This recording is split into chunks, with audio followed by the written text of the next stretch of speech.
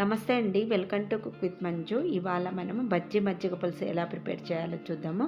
చాలా టేస్టీగా ఉంటుంది రైస్లోకి, అలాగే మనం చపాతీలోకి కూడా తీసుకోవచ్చు. చాలా బాగుంటుంది టేస్ట్ అయితే. ఎలా చేయాలో ఇప్పుడు చూసేద్దాం. ఇక్కడ ఒక కప్పు దాకా పెరుగు తీసుకోవాలండి. ఈ రెసిపీ చేయడానికి పెరుగు అనేది కాస్త పులిసిన పెరుగు అయితే బాగుంటుంది. ఇప్పుడు ఈ పెరుగును ఒక బౌల్లోకి వేసేసుకోవాలి. వేసేసుకున్న తర్వాత ఇప్పుడు మనం ఇందులోకి వాటర్ అనేది యాడ్ చేసుకోవాలి. ఒక కప్పు పెరుగు తీసుకున్నాం కదా, ఒక 2 కప్పుల వాటర్ అయితే పడుతుందండి. ముందైతే ఒక కప్పు వాటర్ వేసేసుకొని మంచిగా ఇలా మజ్జిగని చిలుక్కోవాలన్నమాట. ఇలా మజ్జిగ చిలుక్కేసుకున్న తర్వాత ఇప్పుడు మీరు ఇందులోకి వాటర్ని కొద్ది కొద్దిగా వేసుకుంటూ మీరు మళ్ళీ ఈ మజ్జిగని చిలుక్కోవాలి. ఇలా మంచిగా మజ్జిగ చిలికేసుకున్న తర్వాత నెక్స్ట్ ఇప్పుడు ఇక్కడ చూడండి, కన్సిస్టెన్సీ అని ఇలా ఉంటే సరిపోతుంది. ఇలా చేసేసుకున్నాం కదా, తర్వాత ఇప్పుడు మనము కొన్ని పచ్చిమిరపకాయలు ఒక 5-6 తీసుకోండి.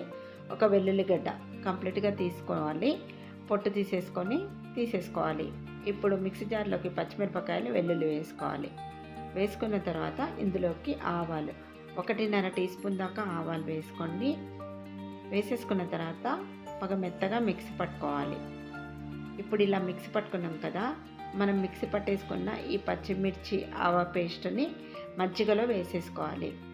మజ్జిగలో వేసేసుకున్న తర్వాత మజ్జిగలో మంచిగా కలిసేటట్టు ఇలా కలిపేసుకోవాలి. ఇలా కలుపుకోండి.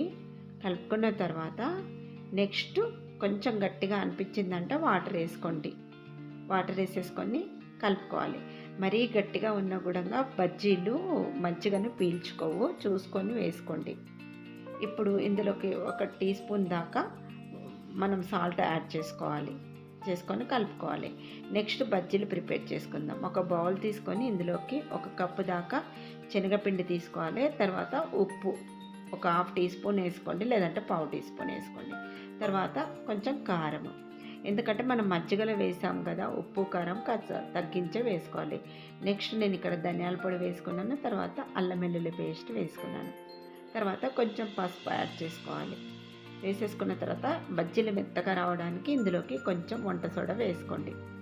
వేసేసుకున్న తర్వాత మనం వేసుకున్న మసాలాలన్నీ శనగపిండికి మంచిగా ఇలా పట్టేటట్టు కలుపుకోండి. కలుపుకున్న తర్వాతనే మీరు వాటర్ అనేది వేసుకోవాలి. వాటర్ కూడా ఒకేసారి వేయకూడదు, కొద్దిగా వాటర్ వేసుకుంటూ పిండిని కలుపుకోవాలి. పిండి అనేది మరీ గట్టిగా ఉండొద్దు, మరీ పలుచగా ఉండకుండా మీరు పిండిని కలిపేసుకోవాలి. గట్టిగా ఉన్నాయంటేనంటే మజ్జిగ పీల్చుకోవండి ఈ బజ్జీలు అనేది, అందుకని మీరు వాటర్ అనేది చూసుకొని వేసుకోవాలి. మరీ ఎక్కువగా పలుచగా ప్రిపేర్ చేసుకున్న ఈ శనగపిండి బ్యాటరు ఆయిల్లో వేసుకున్నప్పుడు ఆయిల్ కూడా ఎక్కువగా పీల్చుకుంటుంది, కాబట్టి చూసుకొని వాటర్ని కలుపుకోండి.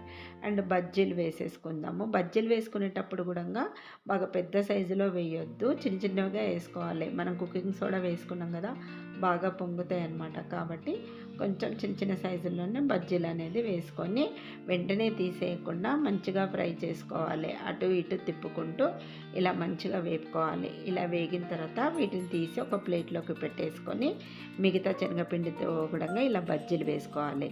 ఈ బజ్జీలు డైరెక్ట్గా పప్పు అంచుకు, సాంబార్ అంచుకు కూడా తీసుకోవచ్చు, లేదంటే పిల్లలకి ఇలా ఇచ్చేసారంటే కూడా చాలా ఇష్టంగా తింటారు. ఇప్పుడు ఈ మజ్జిగలోకి కొంచెం కొత్తిమీర యాడ్ చేసుకొని మంచిగా కలుపుకోవాలి. కలుపుకున్న తర్వాత నెక్స్ట్ ఇప్పుడు మనం పోపు వేసుకోవాలి. పాన్ పెట్టేసుకొని ఆయిల్ వేసుకొని ఈటెక్కిన తర్వాత ఇందులోకి కొంచెం జీలకర్ర, ఆవాలు వేసేసుకోవాలి. ఆవాలు కొంచెం జీలకర్ర వేగిన తర్వాత నెక్స్ట్ మనం ఇప్పుడు ఇందులోకి కొద్దిగా ఎండుమిరపకాయలు 1 లేదా 2 ఎండుమిరపకాయలు ఇలా తుంచి వేసేసుకోండి. తర్వాత కొద్దిగా కరివేపాకు వేసుకోవాలి. వేసేసుకున్న తర్వాత కొద్దిగా పసుపు కూడా యాడ్ చేసుకోవాలి. వేసేసుకొని మంచిగా కలుపుకోవాలి. పోపును బాగా వేగిన తర్వాత కాస్త చల్లారిన తర్వాత మజ్జిగలో వేసేసుకోవాలి. ఇప్పుడు ఈ పోపును మజ్జిగలో వేసేసుకొని మంచిగా కలిసేటట్టు అంతా కలుపుకోవాలి. ఇలా కలిపేసుకున్న తర్వాత ఇప్పుడు మనం ఇందులోకి బజ్జీలు వేసేసుకోవాలి. బజ్జీలు వేసుకున్న తర్వాత కంపల్సరీగా ఒక అరగంటనన్నా నానబెట్టేసుకోవాలండి. లేదంటే ఒక 15 నిమిషాలన్నా నానబెట్టేసుకోవాలి. అప్పుడే మనకి ఈ మజ్జిగ బజ్జీలు మంచిగా పీల్చుకుంటాయన్నమాట.